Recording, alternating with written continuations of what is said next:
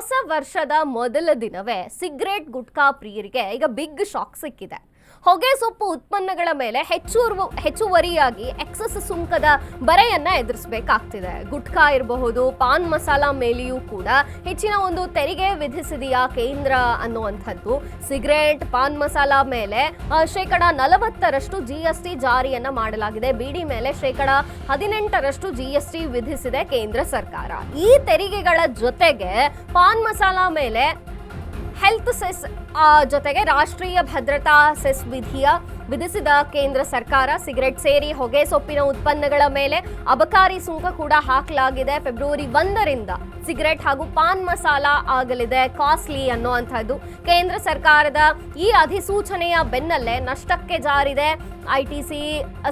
ಐಟಿಸಿಯ ಜೊತೆಗೆ Godfrey Philips shares ಮೌಲ್ಯ ಕೂಡ ಭಾರಿ ಕುಸಿತವನ್ನ ಕಾಣಲಿದೆ.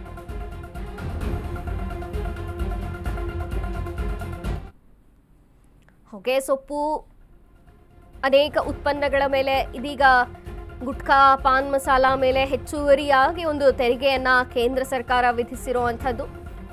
ಫೆಬ್ರವರಿ 1ರಿಂದ ಈ ಎಲ್ಲ ಹೆಚ್ಚಿನ ದರಗಳು ಜಾರಿಯಾಗುತ್ತೆ.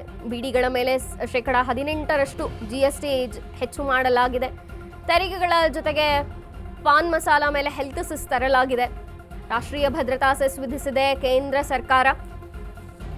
ಸಿಗರೆಟ್ ಸೇರಿ ಹೊಗೆ ಸೊಪ್ಪಿನ ಅನೇಕ ಉತ್ಪನ್ನಗಳ ಮೇಲೆ ಇದೀಗ ಅಬಕಾರಿ ಸುಂಕವನ್ನು ಎದುರಿಸಬೇಕಾಗ್ತಿದೆ. ಸಿಗರೆಟ್ ಇರ್ಬೋದು, ಪಾನ್ ಮಸಾಲ ಇರ್ಬೋದು, ಗುಟ್ಕಾದ ಹಲವು ಉತ್ಪನ್ನಗಳ ಮೇಲೆ ಇದೀಗ ಕೇಂದ್ರ ಸರ್ಕಾರ ಹೆಚ್ಚಿನ ತೆರಿಗೆಯನ್ನು ಹಾಕಿರುವಂಥದ್ದು.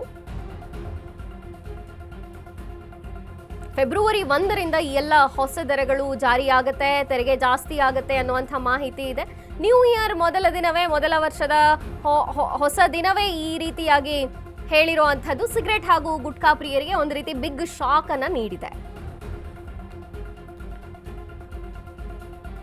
ಹೊಗೆ ಸೊಪ್ಪು ಉತ್ಪನ್ನಗಳ ಮೇಲೆ ಹೆಚ್ಚುವರಿಯಾಗಿ ಎಕ್ಸಸ್ ಸುಂಕದ ಬರೆ ಬೀಳ್ತಿದೆ. ಇದೀಗ ಬೀಡಿಗಳ ಮೇಲೆ 18% GST ಜಾಸ್ತಿ ಆಗುತ್ತೆ. ಈ ತೆರಿಗೆಗಳ ಜೊತೆಗೆ ಪಾನ್ ಮಸಾಲ ಮೇಲೆ ಕೂಡ ಹೆಲ್ತ್ ಸೆಸ್ ತರಲಾಗಿದೆ. ರಾಷ್ಟ್ರೀಯ ಭದ್ರತಾ ಸೆಸ್ ಕೂಡ ಕೇಂದ್ರ ಸರ್ಕಾರ ಇದೀಗ ವಿಧಿಸಿರುವಂಥದ್ದು. ಸಿಗರೆಟ್ ಸೇರಿ ಅನೇಕವಾದಂತಹ ಹೊಗೆ ಸೊಪ್ಪಿನ ಉತ್ಪನ್ನಗಳ ಮೇಲೆ ಅಬಕಾರಿ ಸುಂಕ ಕೂಡ ಬೀಳ್ತಿದೆ. ಫೆಬ್ರವರಿ 1ರಿಂದ ಸಿಗರೆಟ್ ಇರ್ಬೋದು, ಪಾನ್ ಮಸಾಲ ಇರ್ಬೋದು, ಗುಟ್ಕಾ ಇರ್ಬೋದು, ಇದೆಲ್ಲ ಈ ಜೊತೆಗೆ ಐಟಿಸಿ ಜೊತೆಗೆ ಗಾಡ್ಫ್ರೇ ಫಿಲಿಪ್ಸ್ ಶೇರ್ಸ್ ಮೌಲ್ಯ ಕೂಡ ಭಾರಿ ಪ್ರಮಾಣದಲ್ಲಿ ಕುಸಿತ ಕಾಡುತ್ತೆ. ಹೊಸ ವರ್ಷದ ಮೊದಲ ದಿನ ಸಿಗರೆಟ್ ಗುಟ್ಕಾ ಪ್ರಿಯರಿಗೆ ಶಾಕ್ ಸಿಕ್ಕಿರುವಂಥದ್ದು.